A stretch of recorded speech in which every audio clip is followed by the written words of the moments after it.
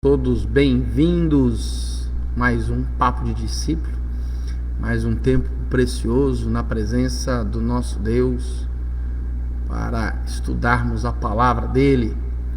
Muito bom estar com você hoje aqui, nesta segunda-feira, dia 6 de setembro, véspera de feriado, um dia também, dias importantes nesse mês de setembro.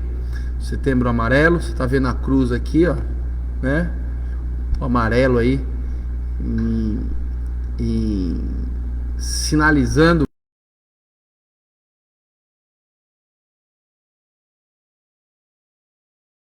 é uma igreja que tem uma resposta, tem uma mensagem de vida para todo aquele que está sofrendo, né? Para todo aquele que está com uma depressão, que está aí com pensamentos de morte, né? E também uma palavra para aqueles que perderam seus entes queridos, né? Nessa questão aí de um suicídio, né? Algo terrível numa família. Muito bem, estamos aqui, você vai entrando, vai compartilhando comigo como é que está o áudio, se está bom. E eu vou compartilhar aqui também com a igreja, né?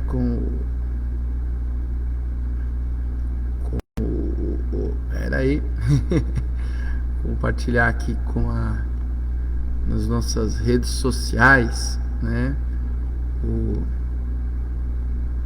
A nossa live de hoje. Deixa eu entrar aqui pelo celular, que é mais fácil para compartilhar. Vamos lá.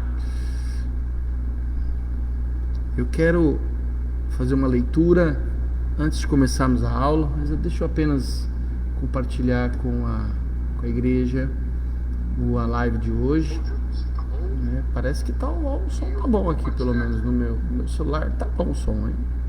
Vamos lá, compartilhar o link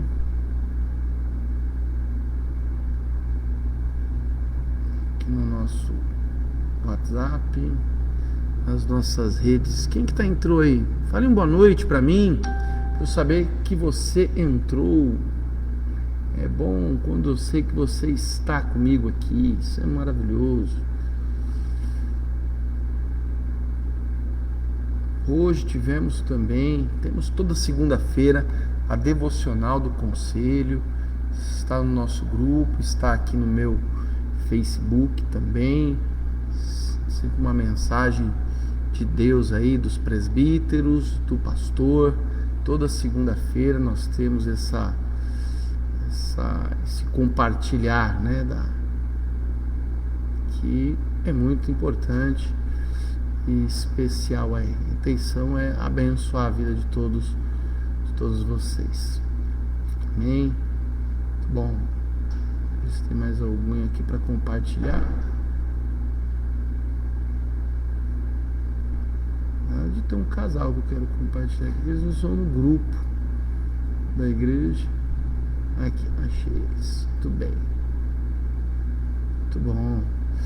Bênção, glória a Deus. Muito bem, antes de começarmos, quero ler um texto previamente com você, lá do Salmo 34. E essa semana, uma semana por conta do mês, né, da prevenção ao suicídio, trazer para você uma mensagem de um versículo para reflexão. Eu estou no Salmo 34, a devocional do conselho eu fiz em cima do Salmo 34 também, mas eu queria ler o verso 4. Davi diz assim: busquei ao Senhor e ele me respondeu e livrou-me de todos os meus temores. Busquei ao Senhor e ele me respondeu e livrou-me de todos os meus temores. Esse é o nosso Deus, esse é o nosso Senhor, que se importa conosco. Neiva, boa noite. E nos livra, sim, de todos os nossos temores, todas as nossas mazelas. Ele se importa comigo, se importa com você. Bom, vamos lá, né? Segunda-feira começaremos o nosso papo. Deixa eu entrar aqui no Instagram. posicionar melhor aqui, né? Muito bem. Você que entra aqui no Instagram comigo, seja muito bem-vindo a esta noite, a mais um Papo de Discípulo. E o tema hoje continuamos com o tema Eclesiologia Contemporânea, uma palavra do coração de Deus, de como ser igreja nos dias atuais, o que a Bíblia nos diz sobre o ser igreja nos tempos atuais. Estamos na aula de número 6. Aula de número 6. Vamos lá, vamos estudar.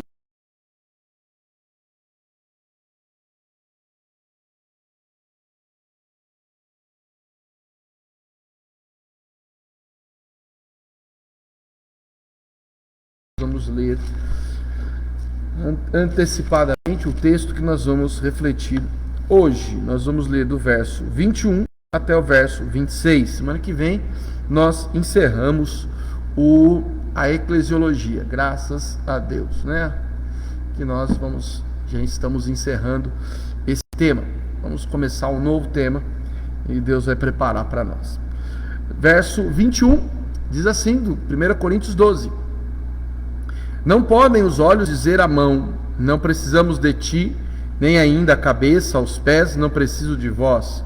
Pelo contrário, os membros do corpo que parecem ser mais fracos são necessários, e os que nos parecem menos dignos no corpo, a estes damos maior honra. Também os que em nós não são decorosos, revestimos de especial honra. Mas os nossos membros nobres não têm necessidade disso. Contudo, Deus coordenou o corpo, concedendo muito mais honra àquilo que menos tinha, para que não haja divisão no corpo. Pelo contrário, cooperem os membros com igual cuidado em favor uns dos outros, de maneira que se um membro sofre, todos sofrem com ele, e se um deles é honrado, com ele todos se regozijam. Vamos orar? Obrigado, Pai, pela tua palavra, pela leitura dela. Permita-nos, ó Pai, estudar e crescer, ó Deus, especialmente no que diz respeito ao ser igreja, para a glória e honra do teu nome, em nome de Jesus. Amém. Muito bom. Vamos lá? Vamos começar então, saindo de um extremo e partindo para o outro. Nós estávamos semana passada falando da autocomiseração. Aquelas pessoas que dizem, se eu não faço isso, então eu não pertenço à igreja. Se eu não canto, então eu não sou importante para a igreja. Se eu não toco, eu não sou importante para a igreja. Se eu não prego, se eu não oro, se eu não faço alguma coisa que aparece na igreja, que eu acho que é legal, então eu não pertenço à igreja. Esse é aquele que sofre, que vive na autocomiseração. O inverso da autocomiseração é a soberba. E esta nada mais é do que a supervalorização do eu, e que move o indivíduo a uma condição de superioridade interior. Por que superioridade interior? Porque é algo que ele sente que ele é superior. Claro que ele não afirma e não reconhece que ele é soberbo. Ninguém vai dizer, eu sou soberbo. Não.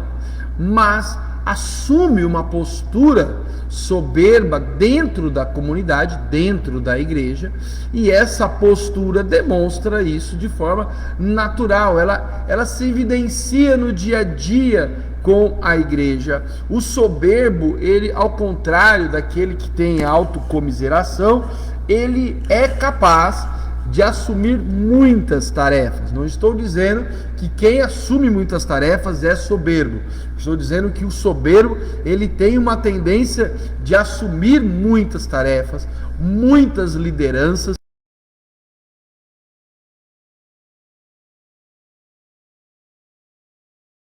Certo?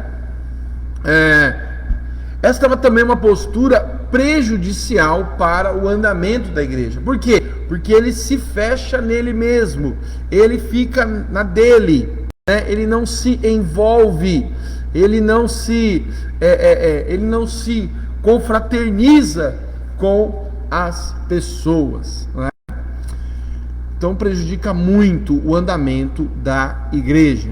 Vivemos uma época da igreja onde esses dois extremos são muito presentes, né?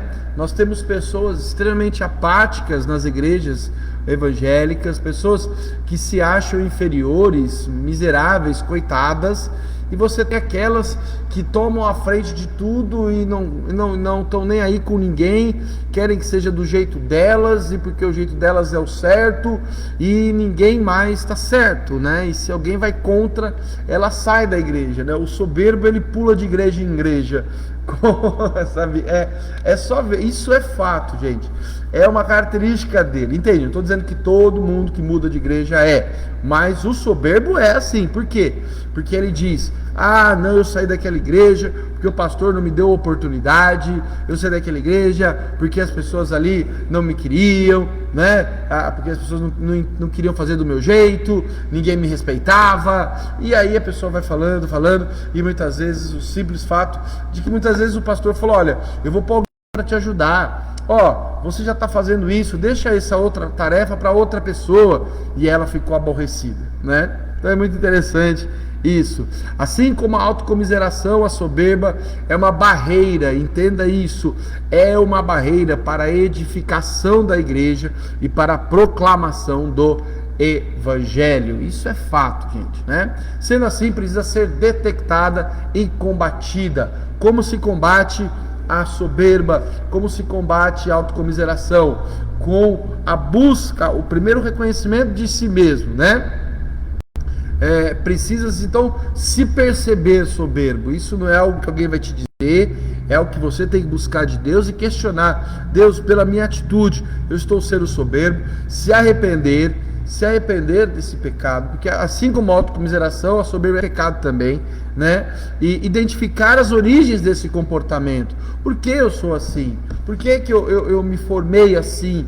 Eu não quero mais ser assim. E buscar, com a ajuda do Espírito Santo, mudar o seu comportamento, mudar a sua conduta. Quem chegou aqui foi o Serginho. Deus abençoe, meu irmão, em nome de Jesus. O soberbo, ele é interessante, porque ele se vê como alguém melhor, ele se vê como alguém mais preparado, ele se vê com qualidades exclusivas e superiores aos outros. E quando eu falo isso, eu estou falando tanto dos talentos, né, daquelas características naturais desenvolvidas ao longo da vida, como os dons espirituais ou as capacidades espirituais que vêm do Espírito Santo. Então ela acha que ela tem tudo aquilo que ela precisa, né? Ela não precisa de ninguém para servir a Deus. Ela não tem necessidade, né? Ela também não tem necessidades que sejam capazes de serem supridas por ninguém. Ela se sente completa. Ninguém pode me ajudar, né?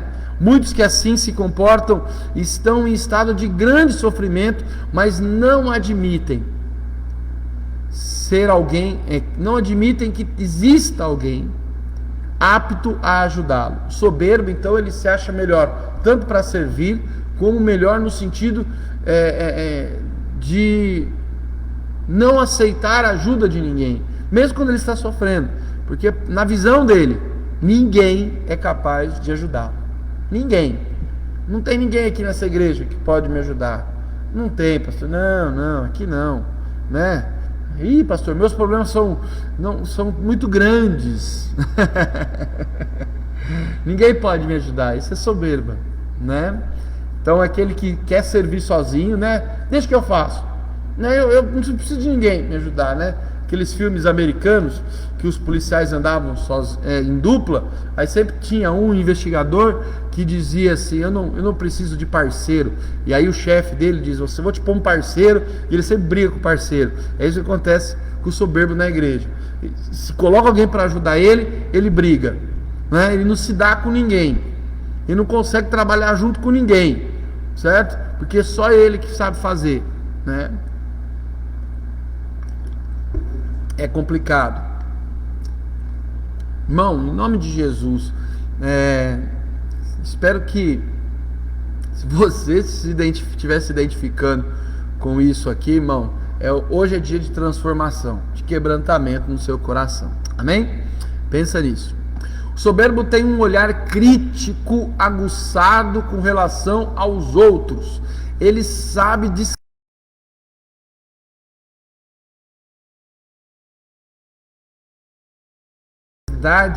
e riqueza de detalhes que impressiona, né?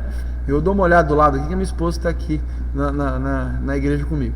Então, ele é bom para falar do outro, mas ele tem uma visão embaçada dele, especialmente sobre os seus defeitos. Quando você pergunta para ele, e você? Ele diz, ixi, pastor, eu tenho muitos defeitos. Nossa, eu sou um pecador, um miserável. Aí você fala, me cite um defeito. E ele não sabe falar o defeito dele, por causa da sua soberba. Mas para falar do outro, ele cita 1, 2, 3, 4, 5, 6, né? Para ele, para o soberbo, até mesmo as suas deficiências são mais vantajosas em relação aos demais. Ou seja, apesar das deficiências e dos seus defeitos, ele ainda é melhor do que os outros no que faz. Interessante isso, né?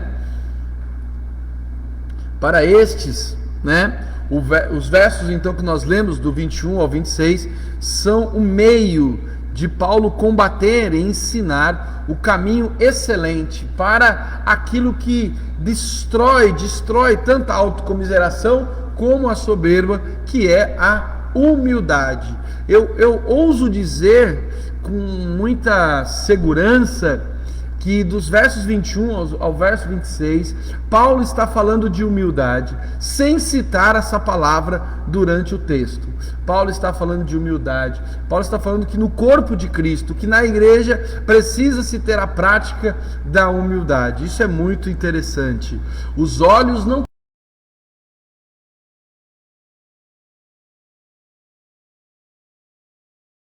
E aqui já eu falando, não é?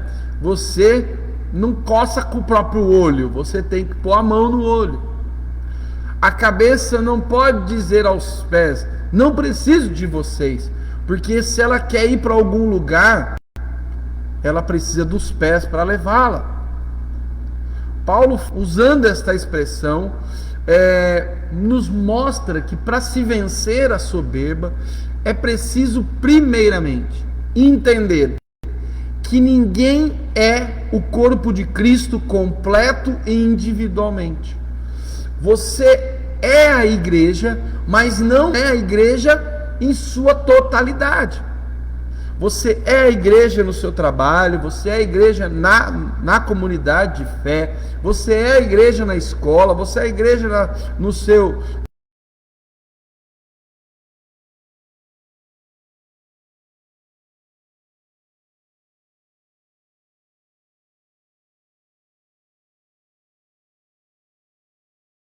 e sempre será apenas uma parte e está ligada às outras partes do corpo. Por isso, ela depende de todas as outras partes. Esta é a lição que Paulo vai desenhando para nós neste recorte do texto de 1 Coríntios 12. Você não é o todo, a igreja como um todo, mas parte dela ligada no todo. Então você depende de todas as outras partes. Você não consegue ser igreja sem os seus irmãos. Não dá para ser igreja sem os irmãos. Paz, Marisete, Deus abençoe. Não dá. Grave isso no seu coração. É impossível você ser igreja sem os outros membros. Você pode estar na igreja, e aí não precisa de ninguém, porque você só está lá, você existe lá na igreja, lá no meio da comunidade, você faz alguma coisa na igreja, mas você não é a igreja. Entenda isso. Acontece que esta é uma ideia extremamente incômoda para o soberbo. Chega a ser para ele inadmissível pensar que a igreja de Jesus funciona dessa maneira. Para o soberbo é complicado pensar que, por mais que ele faça dentro da comunidade, dentro da sua igreja local, Deus está se opondo a ele completamente.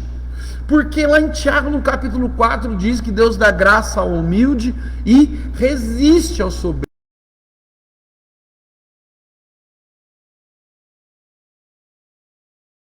Você não pertence a esse lugar, você não pertence à igreja, você não é a igreja. É isso que Deus faz com o soberbo, por mais que ele faça dentro da igreja.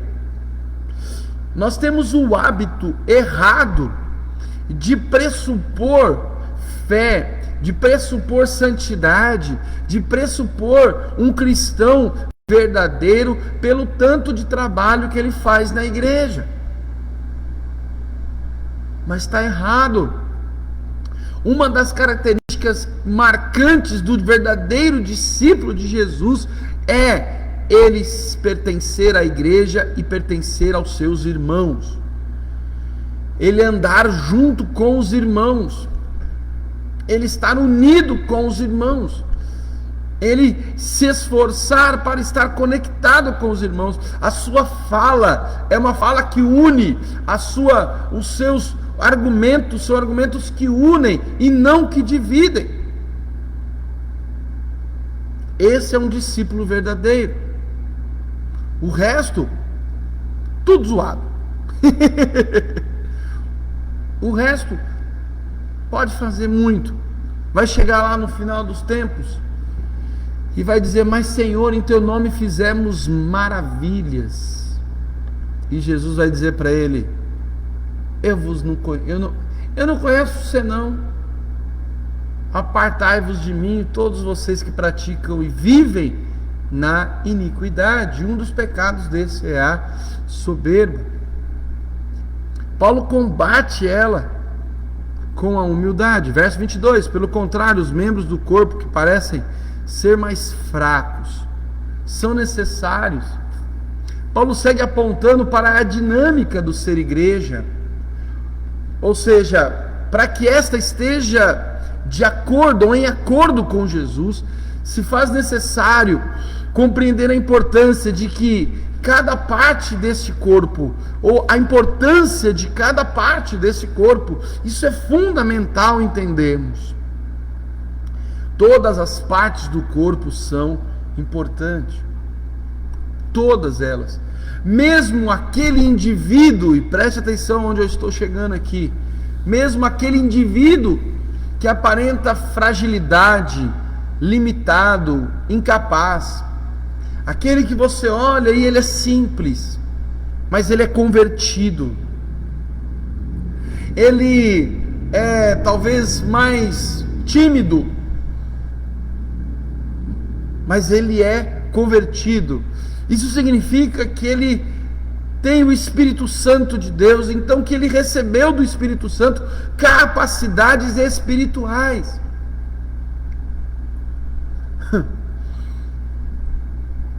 Nós vamos ver como o soberbo olha para essas pessoas, mas como você olha para elas? Ou se você se sente assim, você tem capacidades espirituais dadas pelo Espírito. Por mais aparência de fragilidade, você tem os seus talentos, não é?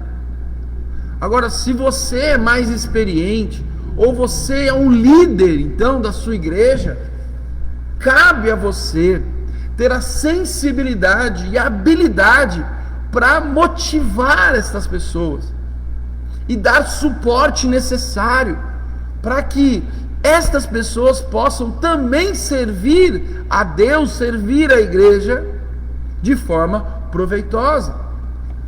Acontece que nos nossos dias nós supervalorizamos as celebridades, especialmente as celebridades eclesiásticas. Quem sabe pregar, quem sabe falar bem, quem não tem problema familiar, né? Uma vez eu ouvi de um presbítero falando do outro, e ele achava que o outro não podia ser presbítero porque o cara tinha dificuldade na área financeira. E aí ele achava que aquilo não podia ser presbítero. Ele era incapaz de pregar, de ajudar, de ensinar na igreja por causa de uma deficiência que ele tinha. Não era nem pecado, era uma dificuldade que qualquer um pode ter.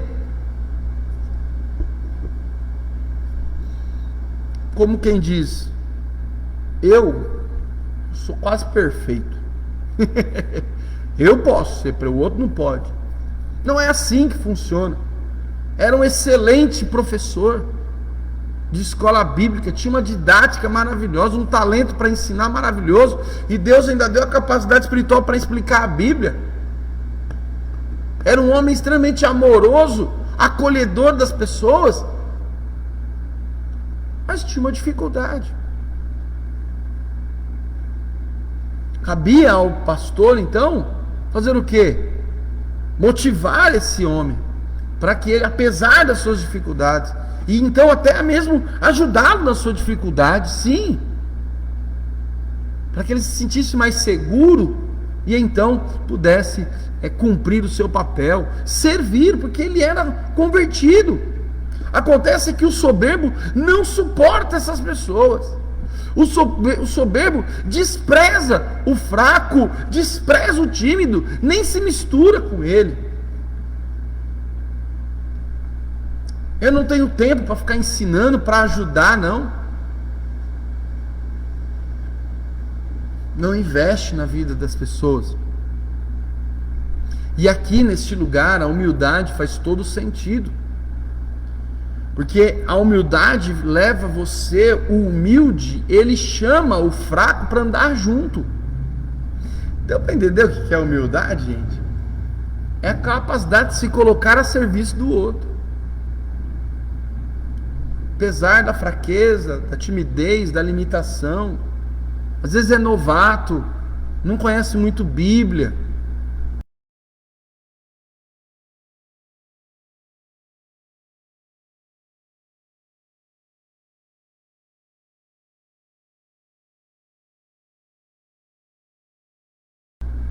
Estou discipulando um casal aqui da igreja.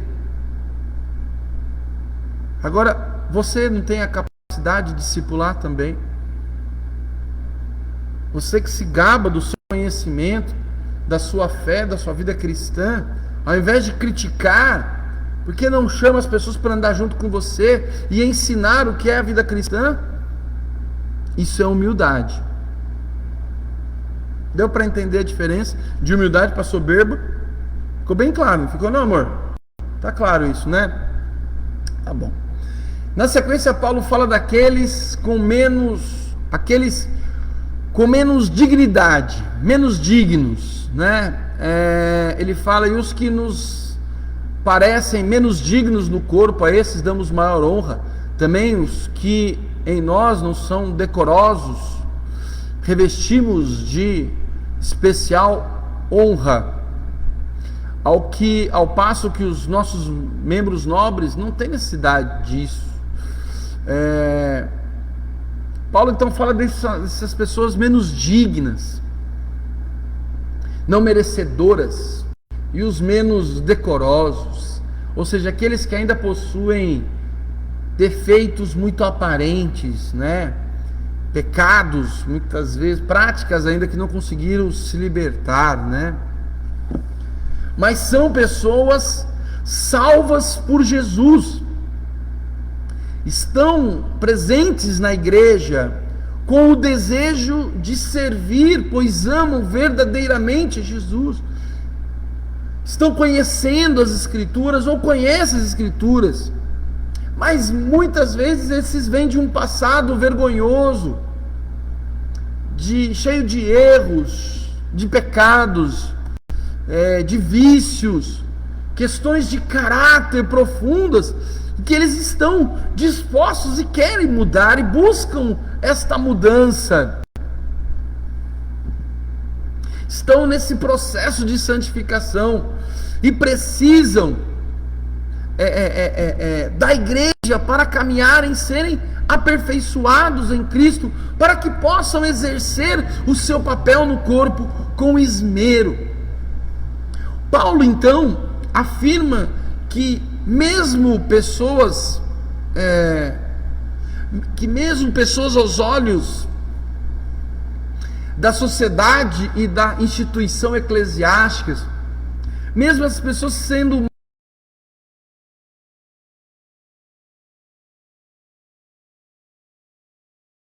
por terem se convertido, elas têm lugar de honra no corpo de Cristo.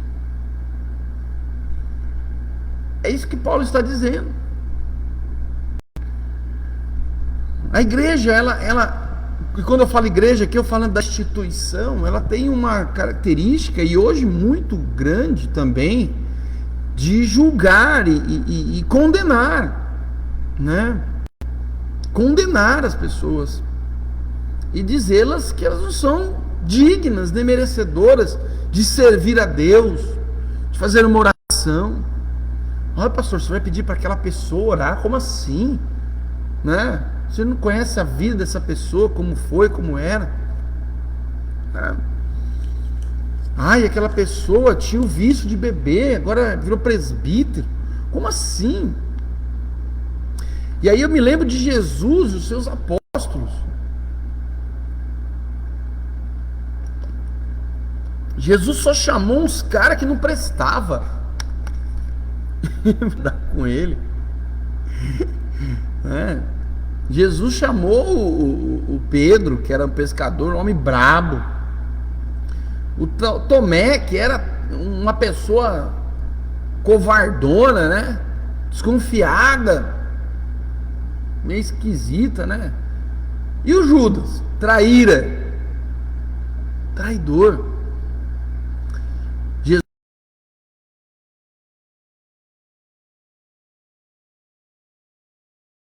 Jesus designou o Judas para ir nas cidades pregar o evangelho também.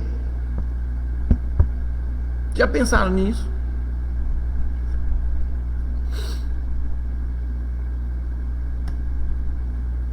E o Paulo? Eu gosto da história de Paulo, porque Paulo, ele era perseguidor, prendia os crentes. De repente Paulo se converte. Quando ele chega lá junto com dos discípulos, o pessoal fica tudo meio assim, assustado, com medo. Eita, será que esse homem está aqui para quê, né? Mas o Barnabé era um homem humilde. Barnabé, ele traz Paulo para perto dele, para o discipulado. Barnabé não julga Paulo. Barnabé confia.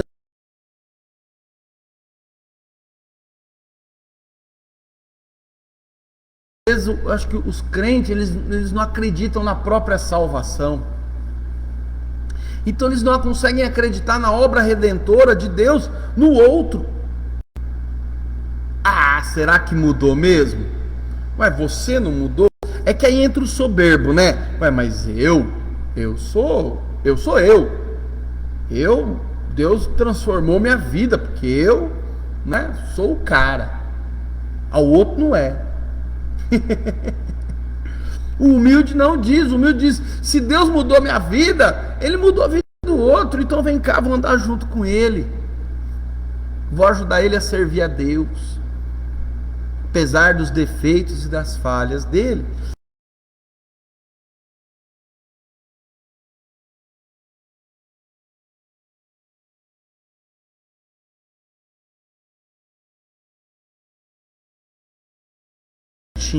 Para que não haja divisão no corpo, mas para que os membros cooperem com igual cuidado em favor uns dos outros. Amados, talvez aqui esteja algo extremamente, com certeza algo extremamente importante para a igreja. A igreja precisa entender isso. Não pode haver divisão no corpo. É inadmissível a divisão no corpo. E para Deus é mais inadmissível ainda aquele que causa divisão. Aquele que causa divisão é aquele que, pela sua soberba, não compreende a forma como Deus coordena o seu corpo, a sua igreja. Não aceita as pessoas aonde Deus as colocou. A sua postura é sempre de crítica. A sua postura é sempre de questionamento. Ele não se une com as pessoas e também não fala bem das pessoas. Ele fala mal só das pessoas, né? Fala mal das pessoas. É igual a história do jovem que depois de uma certa idade não ia mais na igreja.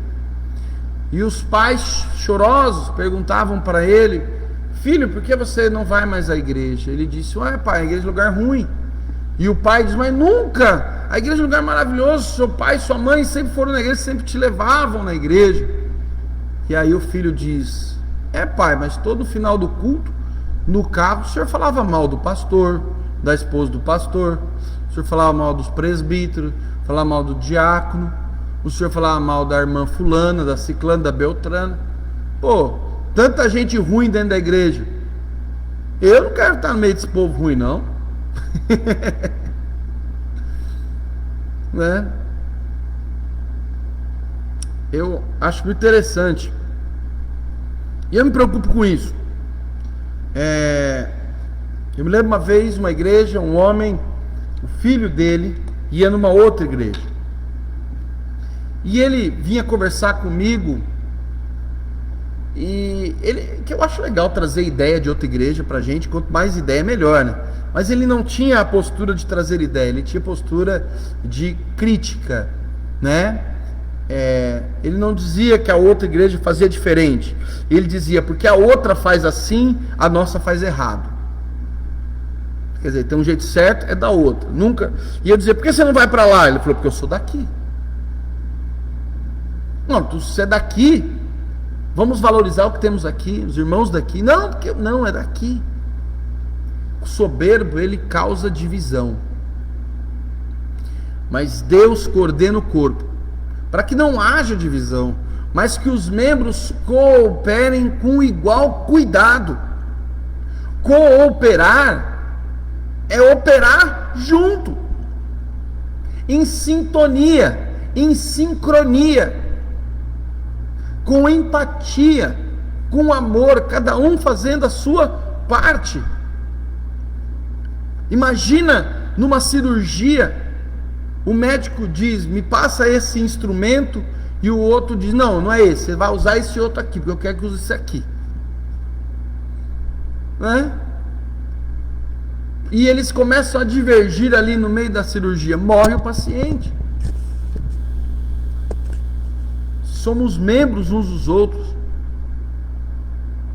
Paulo nos ensina a cooperarmos uns com os outros, e sempre em favor uns dos outros, nunca contra uns com os outros. Isso é fundamental. Irmão, não reclame do seu irmão em Cristo.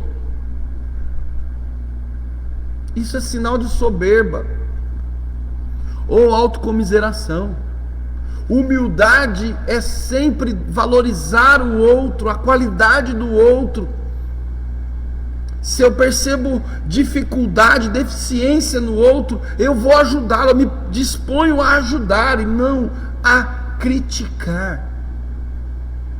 Certa vez alguém disse: não existe crítica construtiva. De fato, toda crítica é destrutiva. Ela desconstrói. O problema não é nem só desconstruir, nós não nos colocamos à disposição para construir junto de novo. E melhor, nós chegamos, chutamos o castelinho de areia do menino na praia porque achamos que ele está feio e vamos embora. Nós falamos da vida do irmão, mas não nos colocamos à disposição dele para ajudar. É imprescindível a compreensão da importância da unidade do corpo. Esta unidade não admite nem a autocomiseração e nem a soberba. Ambas condutas produzem divisão.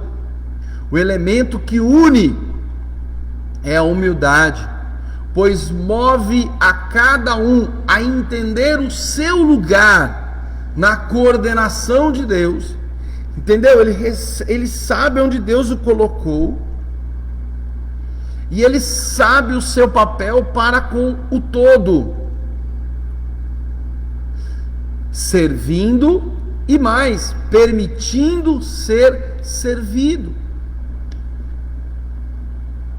ajudando e permitindo ser ajudado.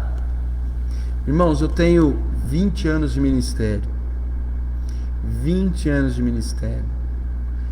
Quantas vezes eu cheguei para um casal, para um homem, para uma mulher, para um jovem, e disse: eu estou vendo que você está trilhando um caminho que não agrada a Deus e que vai destruir a tua vida.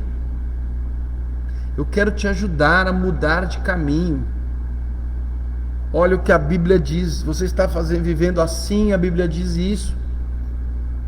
Vamos mudar essa rota, meu irmão, minha irmã. Eu estou junto, eu vou te ajudar. Eu sou pastor, estou aqui para te servir. Mas muitos, na autocomiseração, diziam: pastor, não quero te incomodar com os meus problemas. Não, pastor, quem sou eu?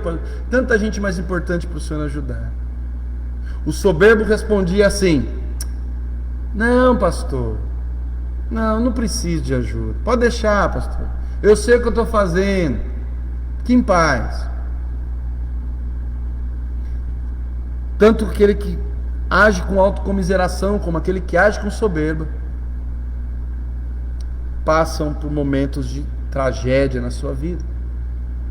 Agora o humilde, e eu já encontrei muitos, ele diz assim: puxa vida, pastor, eu não tinha pensado dessa forma. O senhor me ajuda? Anda comigo, eu quero aprender. O humilde é aquele que se coloca a serviço da igreja, do corpo de Cristo, mas também se permite ser servido, ajudado. É muito legal isso.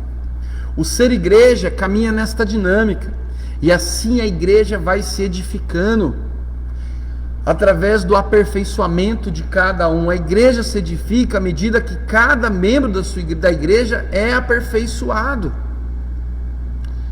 tem os seus ossos quebrados consertados, vai amadurecendo, vai chegando à estatura de Cristo.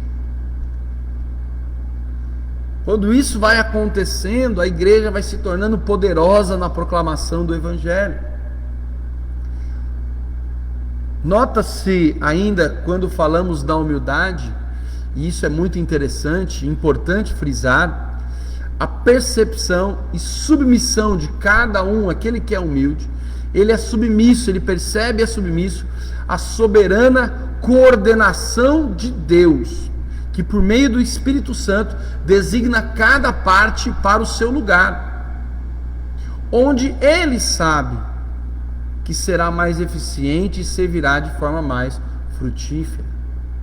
O humilde, ele é muito interessante, porque ele procura o seu lugar, ele entende, ele procura em Deus o seu lugar.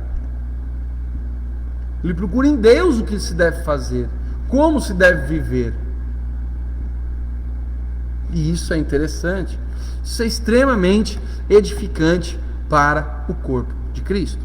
Amém, queridos? Vamos para o último verso. Verso 26. Talvez aí o que eu acho mais lindo. Esse verso é maravilhoso, né? De maneira que se um membro sofre, todos sofrem com ele. E se um deles é honrado, todos os outros se alegram com ele. Aqui eu cito Calvino. Ele diz assim: ora, não há nada mais importante, fomente, ele usa aqui, a harmonia do que esta disposição recíproca. em que cada um, por sua vez, compreende que é enriquecido pelos benefícios de cada partícula que vem dos demais. O que Calvino está falando aqui é algo maravilhoso. Ou seja, o humilde, ele se alegra com a alegria do seu irmão. A alegria do outro é a dele. A realização do outro é a dele. A vitória do outro é a dele. Ele se alegra com isso. Isso é tremendo, né? O soberbo, ele tem inveja. O que tem autocomiseração também, ele tem inveja. Aquele que tem autocomiseração, ele tem tanta dó dele mesmo, que ele não acha justo os outros vencerem, enquanto ele se sente um derrotado. Então o desejo dele é que o outro, que a bênção do outro, que a vitória do outro não se sustente. Porque inveja é isso, né? Inveja não é querer ter o que o outro tem. Inveja é querer que o outro não tenha o que ele tem, porque você não tem, né?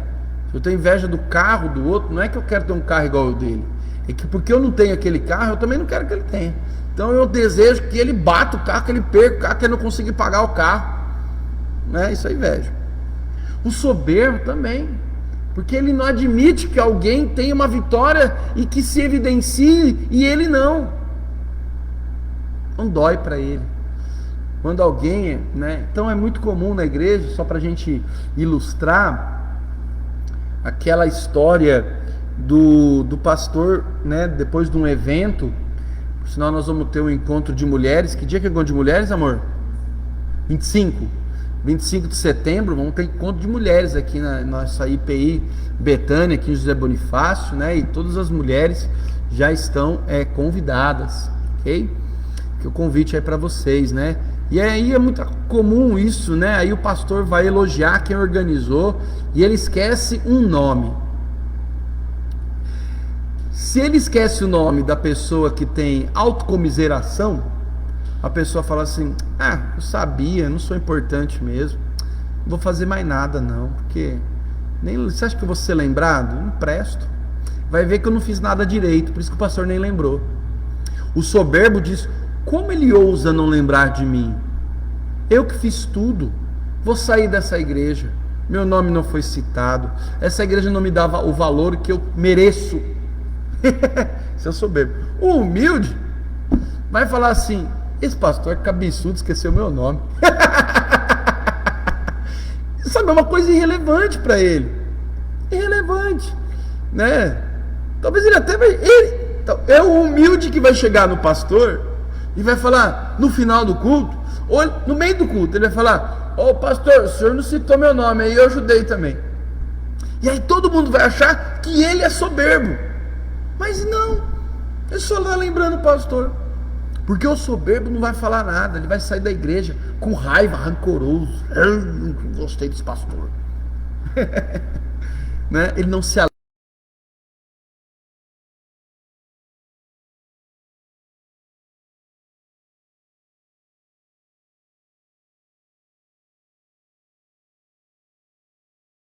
História. Eu orei por ele. Eu orei para ele, estava desempregado, passando uma situação difícil de emprego, e agora ele arrumou um emprego. Eu orei por ele. Ele nem sabe que eu orei, mas eu orei, eu estou feliz, eu vou chegar lá, eu vou dar um abraço nele, eu vou falar: cara, que bênção, velho, estou feliz que você conseguiu, eu orei tanto por você. Um se alegrando com o outro. Isso é lindo. É isso que Calvino está falando. Muito bem. E que quando os demais sofrem alguma avaria, aquela parte se empobrece juntamente com o todo. Percebe então, está aqui o ápice da realidade de pertencermos uns aos outros. A dor e o sofrimento do meu irmão são por mim sentidas na mesma proporção. Sentir aqui significa que eu não estou indiferente à dor do outro. É o que estamos fazendo esse mês, no Setembro Amarelo. Estamos dizendo para você que sofre de depressão, para você que tem pensamentos de morte, para você que está triste, que nós estamos sofrendo com você também, e nós queremos te dar uma palavra de esperança e de amor e dizer que nós nos importamos com você, assim como Jesus se importa com você. Isso é sentir a dor do outro, é não ser indiferente e nem julgar. Nem julgar.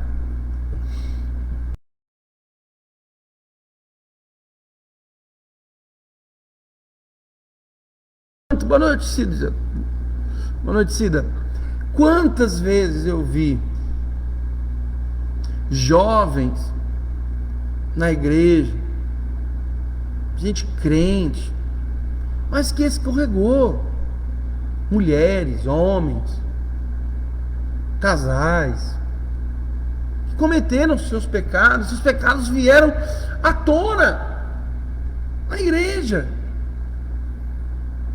Quantas vezes eu vi gente virando a cara, como se ela fosse a santa, o santo. Olha o que Paulo disse, preste bem atenção.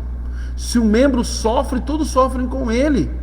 O pecado traz sofrimento. Uma vez eu disse sobre uma moça que engravidou na igreja. O povo ficou bravo comigo, espero que você não fique. Disse assim, eu disse, gente, se ela pecou, todos nós pecamos juntos com ela. Se ela tem que se arrepender, todos nós temos que nos arrepender. Nós não a ensinamos direito, nós não cuidamos dela direito. Ela é uma jovem, uma adolescente.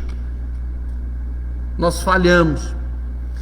Ontem nós tivemos batismo aqui na igreja. E os irmãos da igreja lembram que uma das falas nossas da igreja é o compromisso de ajudar a guiar a criança no caminho do Senhor. Era jovem, pecou, nós falhamos também, as pessoas não entendiam isso. Mas é assim que o corpo age.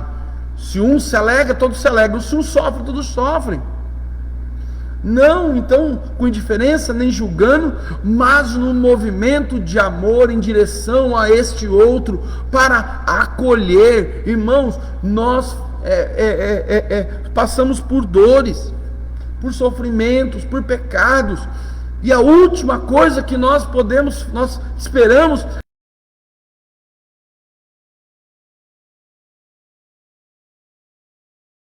nos lance fora. Jesus disse, de maneira nenhuma lançarei fora.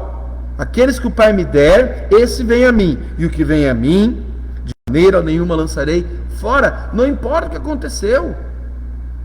Ele não lança fora. Então a igreja, que é o corpo dele, também não pode lançar fora. E se você pertence à igreja, se você é a igreja, você também não pode lançar fora. Mas precisa agir com amor em direção a ele, acolher e cooperar para a cura e a libertação, para a restauração, para o alívio do sofrimento. Tem uma música antiga, linda, vou até molhar minha garganta para eu cantar, que é linda.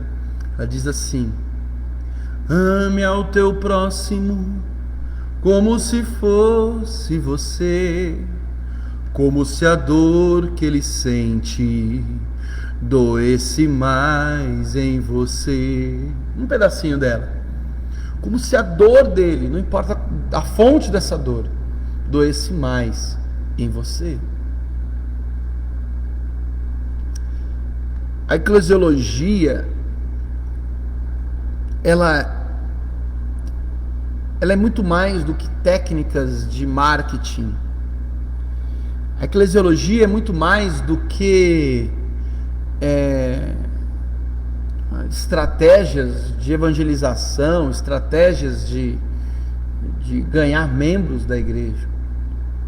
A eclesiologia, ela é a igreja num movimento unido e dinâmico, revelando Cristo ao mundo e se desenvolvendo, se aperfeiçoando nesta vida cristã. Não há segredo, Cida, Deus abençoe, não há segredo.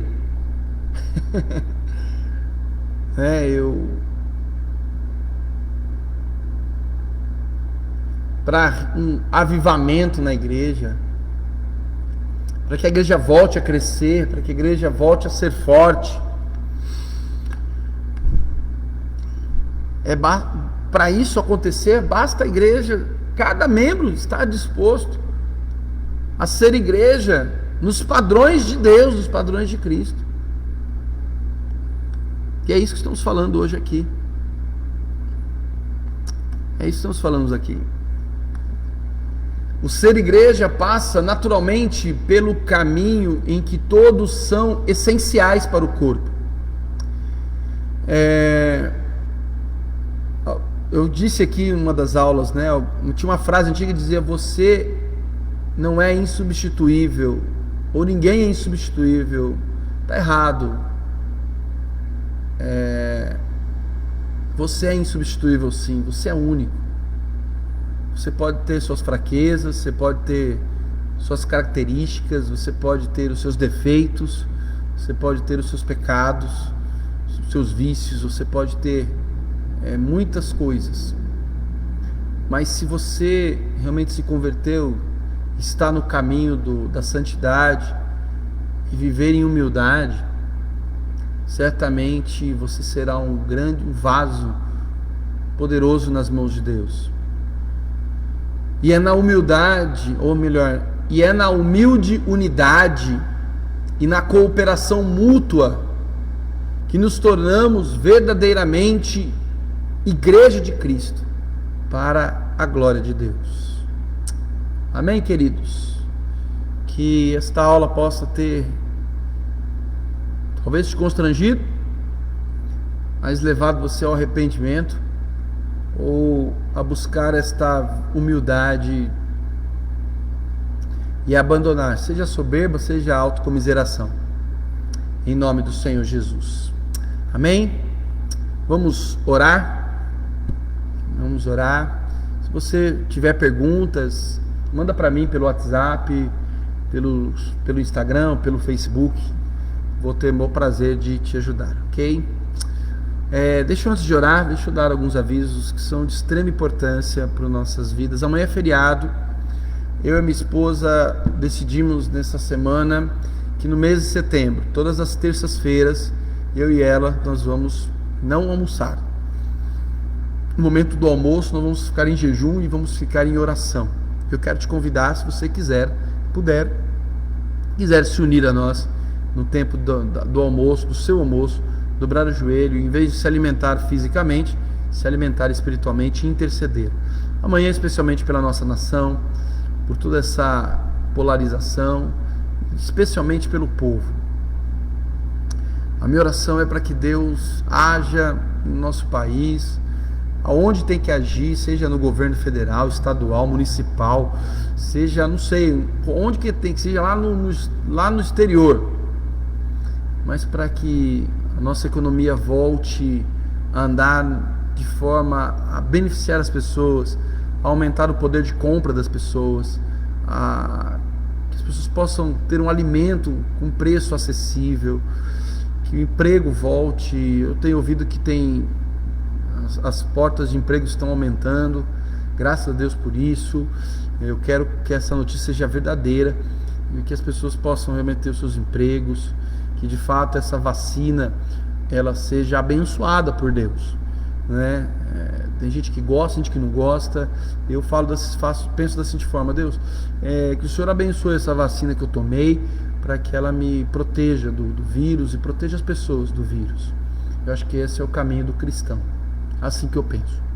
Vamos estar orando pela nossa nação, por esse mundo, pela nossa cidade, por aqueles que perderam seus entes queridos, por aqueles que estão sofrendo com a enfermidade ainda, ou com o desemprego. Então nós estamos aí, amanhã é dia de oração, tem círculo de oração também às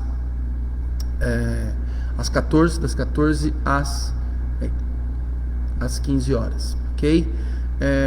Na quarta-feira nós temos Noite de Esperança. Houve uma pequena mudança, nós não estamos mais com a Noite de Esperança online, pelo menos nesse mês de setembro não. Nós vamos fazer uma experiência, nós queremos você aqui no templo com a gente, para orar. Nós estamos fazendo um culto de oração. A Noite de Esperança está se tornando um culto de oração, onde todos podem orar, todo mundo pode orar, todo mundo pode, quiser dar um testemunho, você pode, quer ler um poema, né? Quer cantar uma música, você quer participar, você quer cooperar, você quer entrar na presença de Deus. E é um tempo de intercessão também, tempo de ouvir a mensagem do Evangelho, fortalecer o coração e a fé. Por isso a gente não vai fazer transmitido, porque vai ficar muitos hiatos e nós queremos fazer uma coisa mais íntima. Então você que é de Bonifácio está convidadíssimo a participar conosco das Noites de Esperança. Ok? Toda quarta-feira, domingão, nós estamos de volta aqui com o nosso culto de adoração às 9 e às 18 horas, e você pode vir ser abençoado. Nós estamos no Setembro Amarelo e o tema é Jesus se importa com você. Nós vamos falar mais um pouquinho deste Jesus que nos ouve, desse Jesus que vai lá no profundo do nosso coração, desse Jesus que nos leva a uma experiência de adoração que glorifica a Deus e renova a nossa alma, não é? Uma experiência de adoração que renova a nossa alma, né? Não é uma adoração religiosa, não é uma adoração mecânica, mas é uma adoração renovadora, uma renovação que agrada o coração do nosso Deus, do nosso Senhor. Amém, queridos? Deus abençoe muito a sua vida, Deus abençoe muito o seu coração. Vamos orar. Obrigado por esta noite, obrigado por esse estudo, Pai, obrigado pela igreja do Senhor espalhada na face da terra. Abençoe a igreja, una a igreja, Pai, nesse tempo de dificuldades, especialmente no nosso país. Una o teu povo, Pai, e destrua toda a autocomiseração e toda a soberba, e leva-nos a uma vida de humildade, leva-nos a uma vida de cooperação, uma vida de amor, uma vida de igreja que se edifica e proclama de forma poderosa o teu evangelho nesse mundo, em nome de Jesus. Amém, Senhor. Amém, queridos? Deus abençoe você que ficou comigo até agora. Fique na paz do Senhor Jesus, né? Deus abençoe muito a sua vida nessa noite. Amém? Conte comigo, estou sempre com você.